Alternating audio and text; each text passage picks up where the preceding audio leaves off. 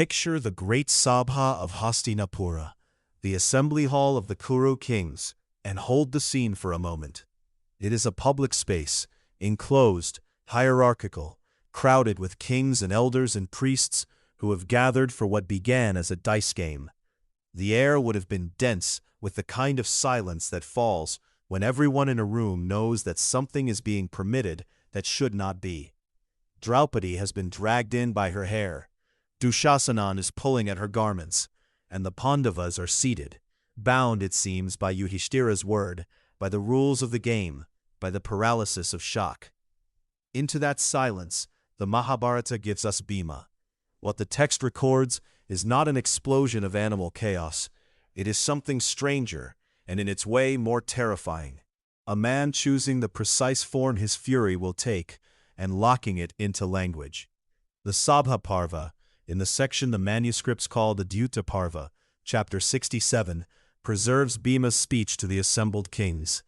The Ganguly translation renders it this way: "Hear these words of mine, O Kshatriyas of the world. Words such as these were never before uttered by other men, nor will anybody in the future ever utter them.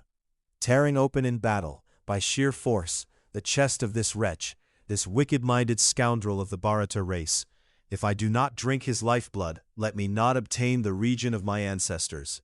This is the pratigñā, the solemn public vow, and it matters enormously that Bhima utters it in this form, at this moment, in this company. Because what he is doing psychologically is not releasing his anger, he is converting it. He is taking raw krodha, the Sanskrit term for anger, listed among the Arishadvargas, the 6 enemies of the human being, and pressing it through the narrow channel of a sworn oath, where it will be held, under pressure, for 13 years. A Sanskrit psychological vocabulary inside the Mahābhārata is precise about what anger actually does to a person, and the text's own philosophical backbone, the Bhagavad Gītā, lays it out with the clarity of a clinical diagram. Gita 2.63, Krishna speaking to Arjuna: "Krodhad pavati sammoha, sammohat smriti vibrama, smriti brahmshad buddhi nasho, buddhi nashat pranashyati." From anger, krodha, comes sammoha, the clouding, the bewilderment of judgment. From sammoha comes smriti vibrama, the bewilderment of memory, a kind of forgetting of who you are and what you value. From smriti vibrama comes buddhi nasha, the destruction of the intellect, and from that, ruin. This is the chain. The Gita states it as a law, the way one might state that fire burns, and the entire arc of Bhima's life in the epic can be read as a sustained question. Can this man, this second Pandava, born of Vayu the wind god, and carrying from birth a strength the text describes as equal to 10,000 elephants, can this man stay inside krodha without falling into sammoha? Can he hold the anger and not let it destroy his own mind? The text is not naively optimistic about this. Bhima is described plainly as the most brash and violent of his brothers. In the very moment of Draupadi's humiliation, even as he frames his righteous vow, the epic tells us he turns his gaze on Yudhishthira and contemplates burning his older brother's hands, the hands that placed Draupadī in the dice game. Arjuna has to intervene. Yudhishthira has to calm him. The rage that will eventually become pratigñā first passes through a moment of misdirection, of almost turning on the wrong target. This is not a detail the text buries. It is central to the portrait. Bhima's krodha is real force, and real force does not travel in neat straight lines. What disciplines it, what bends it toward purpose, is a concept the epic keeps distinct from raw bala, physical force.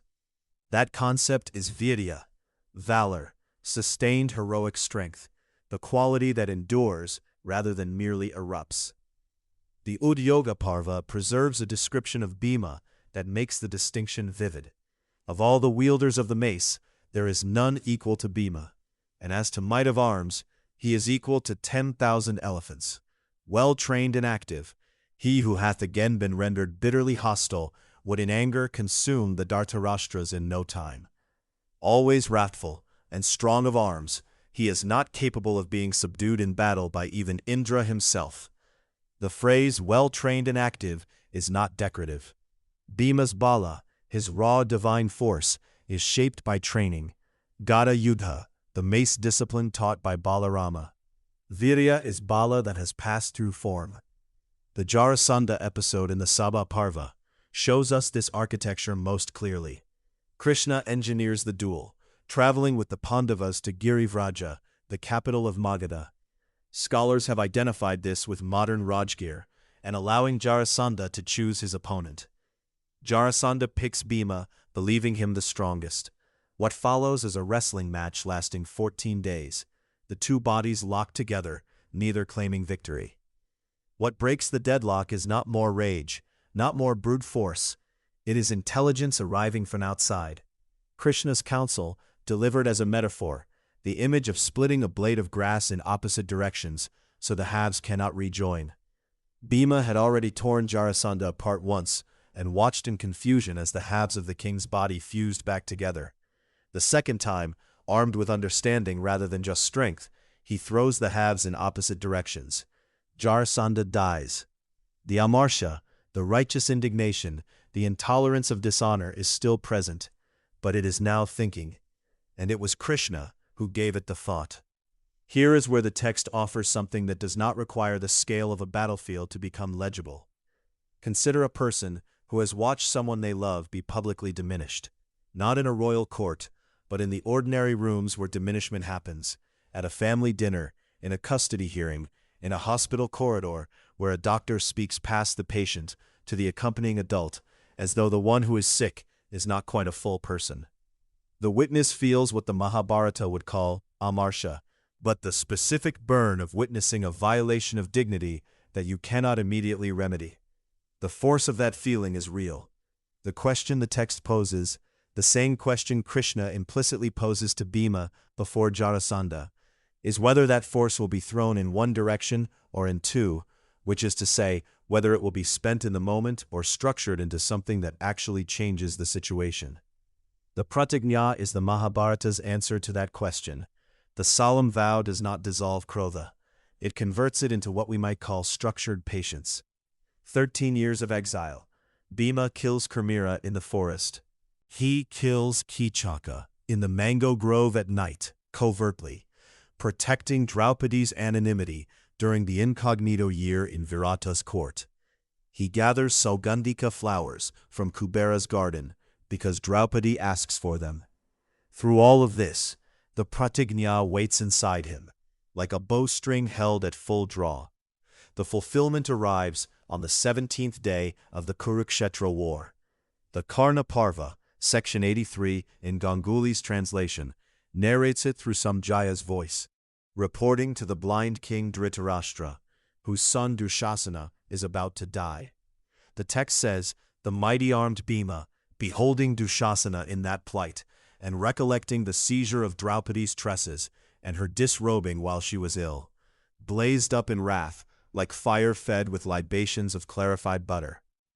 Drawing then his whetted sword of keen edge, and trembling with rage, he placed his foot upon the throat of Dushasana, and ripping open the breast of his enemy stretched on the ground, quaffed his warm lifeblood. The image is savage. It is meant to be. The text does not soften it. What it does insist on, through the grammatical structure of recollecting, is that this is not an impulsive act. Bhima's memory is fully operative. He is not in samoha. He has not fallen into smriti vibrama. He is trembling, yes, the krodha is alive, but the buddhi, the intellect, has not been destroyed.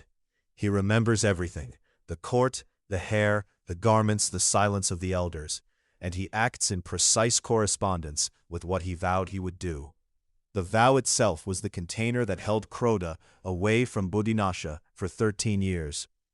After Dushasana's death, Bhima declares, I regard the taste of this blood of my enemy to be superior to that of my mother's milk, or honey, or clarified butter. Witnesses fell in fear. The epic is not asking us to admire this without reservation. It records the fear of the witnesses. It records that Balarāma himself objects, later, when Bhima strikes Duryodhana below the waist in the final mace duel. a blow that is against the rules of honorable combat. Krishna justifies it on account of the cumulative wrongs done to the Pandavas, but the justification does not erase the transgression. Bhima wins, and yet after the war, the text tells us plainly, he holds on to old grudges more than any of the other brothers, and he eventually draws the anger of Dhritarashtra upon himself.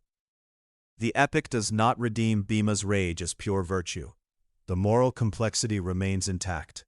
What it shows us instead is a man who disciplined his anger enough to fulfill a righteous purpose, and who still carried the cost of being the kind of man who could hold that much anger for that long. There is something in this that belongs not to heroes, but to ordinary human experience. A brother who has not spoken to you in 4 years over something that was said at a funeral. A marriage where a genuine grievance, something that was genuinely wrong, never found resolution and calcified into distance. The question the Mahābhārata poses in Bhima's life is not whether anger is appropriate. The text of the Adi Parva holds the broader didactic position that if wronged, you should not wrong in return. But that teaching sits alongside Bhima's story, not above it. The epic contains both. The question is subtler. What does a person do with anger that is real and righteous? Does it fall into sammoha, bewildering judgment and corroding the self? Or does it pass through some form of structure? A spoken commitment, a stated intention, a decision about what exactly this force is for, and emerge as something purposive rather than merely reactive. What to carry forward into your actual day is this. The Mahābhārata does not ask you to suppress krodha. It asks you to give it a shape before you act on it. Bhima's pratigñā, his public vow, was that shape. The shape need not be dramatic. It can be as simple as knowing, precisely and honestly, what you are actually angry about and what you intend to do with it, and holding that knowledge long enough for the buddhi, the discerning intellect, to stay intact. Anger without that structure destroys the one who carries it. With it, the ancient text suggests, even the most formidable force in the room can be aimed. Vrikodara, the wolf-bellied, the son of the wind, is the Mahābhārata's study in that difficult discipline.